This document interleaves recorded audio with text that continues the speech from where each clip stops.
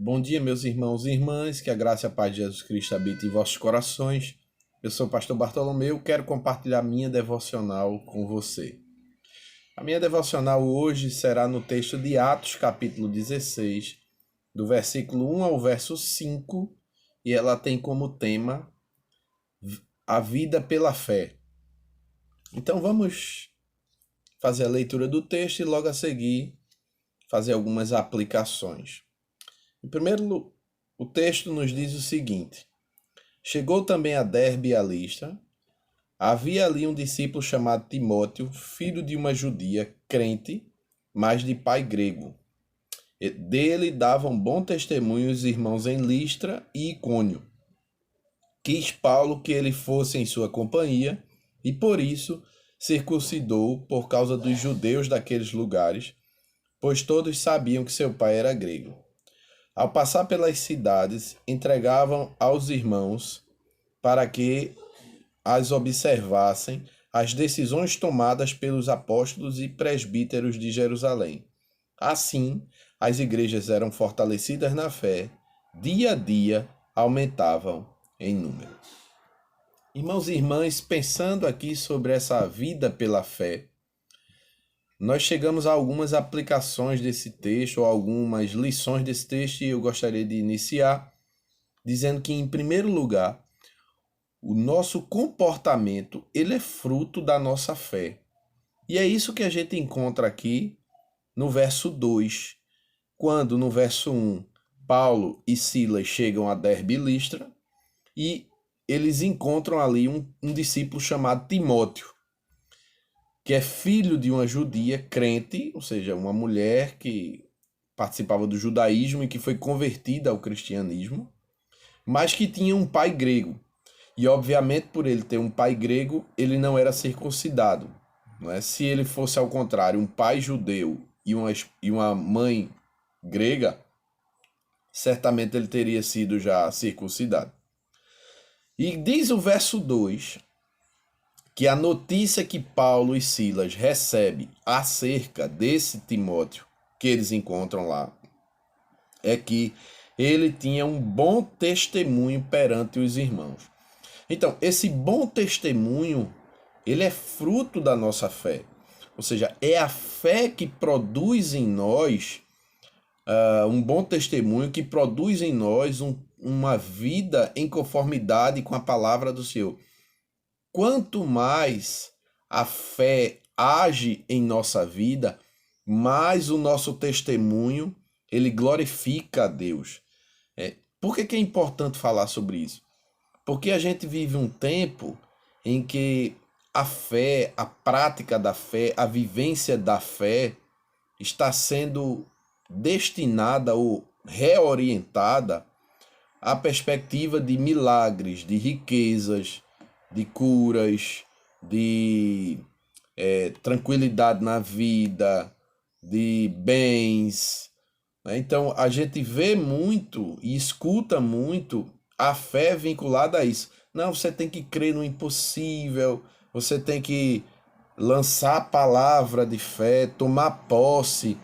Mas, meus irmãos e irmãs, na Escritura, a gente não vê fé vinculada a benesses dessa vida. Não é isso que nós encontramos na Escritura. O que nós temos na Escritura é a fé promovendo uma vida que glorifique a Deus, uma vida que obedeça aos princípios de Deus, uma vida que esteja à disposição do Senhor. É isso que nós encontramos no Novo Testamento, né? E também no Velho Testamento. Então a fé é ela quem produz um comportamento que se harmonize com a palavra de Deus. Quanto mais fé eu tenho, mais fé a minha vida será amoldada pela palavra de Deus e o meu comportamento produzirá um bom testemunho que será perceptível à vista de todos. Ok? Segunda lição que nós tiramos desse texto é que a disposição é resultado da fé. Olha o verso 3. Paulo chega, encontra esse homem chamado Timóteo, esse jovem chamado Timóteo, Escuta que ele tem um bom testemunho por parte dos irmãos de Derbe e Listra. E no verso 3 diz que Paulo quis que ele fosse em sua companhia. Veja, querer levar Timóteo e Timóteo se deixar levar é fruto de uma disposição interior. Porque Paulo levar Timóteo significa que Timóteo vai deixar mãe, vai deixar pai, Timóteo vai deixar qualquer atividade que ele desempenhasse ali naquela região. Paulo não, Timóteo. Timóteo vai deixar o conforto da sua casa, seja ele muito ou pouco, mas vai deixar o conforto, a acomodação, vai passar a viajar, vai passar a andar, vai passar a pregar o evangelho, vai passar a colher os frutos da pregação do evangelho, que em muitos casos foi um fruto de perseguição, né, de rejeição. Então, mas havia no coração de Timóteo uma disposição para servir ao reino, uma disposição para fazer a vontade de Deus, meus irmãos. E Timóteo não hesita em ir com Paulo, Timóteo vai com Paulo. Então há essa disposição no coração de Paulo, e essa disposição ela é fruto da fé, ela é resultado da fé. Quanto mais fé nós temos, essa fé que nos faz viver a vontade de Deus, que gera em nós um comportamento harmonioso com sua palavra, quanto mais essa fé está enraizada em meu coração, mais eu sou uma pessoa disposta a fazer a vontade de Deus, mais eu sou uma pessoa disposta a servir, mais eu sou uma pessoa disposta a topar desafios que tragam edificação, que tragam crescimento, que produza frutos de fé na vida de outras pessoas. Mais eu estou liberal para fazer aquilo que me pedem. Tudo isso é questão de fé, meus irmãos. Quanto mais fé, mais disposição eu tenho. Quanto menos fé, menos disposição eu tenho. Quanto mais fé, mais eu direi, eis-me aqui, envia-me a mim. Quanto menos fé, menos eu direi, eis-me aqui, envia-me aqui. Se é que eu direi. Terceira lição desse texto é que a submissão é consequência direta da fé. Olha ainda no verso 3. Paulo diz que queria levá-lo, né? Quis que ele fosse em sua companhia. Obviamente ele aceitou.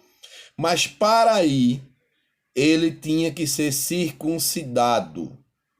E ele aceita a circuncisão. Então veja, ele se submeteu à orientação do apóstolo Paulo. Ele se submeteu à orientação daquele mais novo líder que ele passou a ter. Então, quando a gente não se submete às orientações da nossa liderança, essa desobediência nada mais é do que a manifestação da falta de fé, da ausência de fé. Porque quem tem fé, quem é guiado pela fé, ele reconhece nos seus líderes a autoridade divina. Né? Claro que isso quando os seus líderes o conduz a fazer a vontade de Deus. Mas eles reconhecem, eles não são insubmissos. Então a falta de submissão ou a insubmissão, ela é consequência da ausência dessa fé. Entende? Então essa fé, ela não só me faz ter disposição para servir, como também ela me faz ter disposição para obedecer, para ouvir, para receber a orientação. Então perceba como, de fato, a nossa vida manifesta a intensidade ou não da fé que nós possuímos, muito mais do que as nossas próprias palavras. Né? A quarta lição que nós tiramos aqui é a lição da liberdade à luz da fé. Como é que eu vivo a liberdade à luz da fé? Versículo 3 ainda. Paulo justifica que queria circuncidar e que ia circuncidar Timóteo, dizendo, por causa dos judeus daqueles lugares, pois todos sabiam que seu pai era grego. Ou seja, Paulo sabia também que um gentio não precisava se circuncidar, né? E Paulo jamais exigiria isso de um gentio. Tanto é que essa foi a questão que a gente lidou no capítulo 15. Mas Timóteo iria com Paulo para pregar nas sinagogas aos judeus, né? Então, a não circuncisão traria uma dificuldade, um obstáculo para a pregação do evangelho. Então, entre a pregação do evangelho e a liberdade de Timóteo, Timóteo decidiu limitar sua liberdade, ele aceitou a limitação da sua liberdade em face da pregação do evangelho. Então aqui a gente aprende, meus irmãos, que embora que eu tenha sido liberto do pecado, liberto de mim, e agora eu tenha liberdade e eu possa conhecer aquilo que é lícito e que não é lícito, aquilo que convém e não convém, aquilo que edifica e não edifica, estas mesmas coisas servem para limitar essa minha liberdade. Timóteo não tinha que dar satisfação nenhuma aos judeus, mas em face da pregação do evangelho, em face da glória de Deus, do reino de Deus, Timóteo abre mão dessa liberdade e aceita a circuncisão.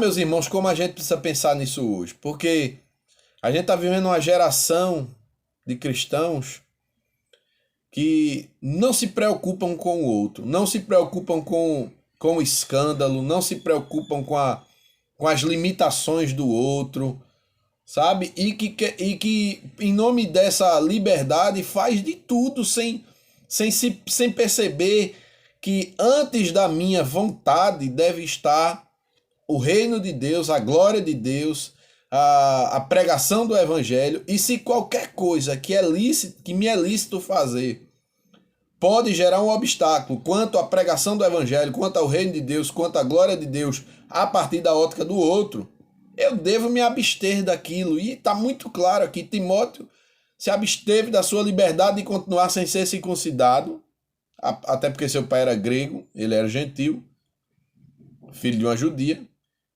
para que a pregação do evangelho acontecesse e que ele estivesse envolvido nessa pregação do evangelho. Então a nossa liberdade, ela deve ser vivida à luz da fé, à luz da escritura, à luz do que a Bíblia fala, e não de acordo com o meu bel prazer, meu irmão. Essa é a quarta lição. Quinta lição que nós tiramos aqui é que a obediência é um efeito da fé. Verso 4. Ao passar pelas cidades, entregavam aos irmãos para que as observassem as decisões tomadas pelos apóstolos e presbíteros. Não há nenhuma rejeição por parte dos irmãos gentios.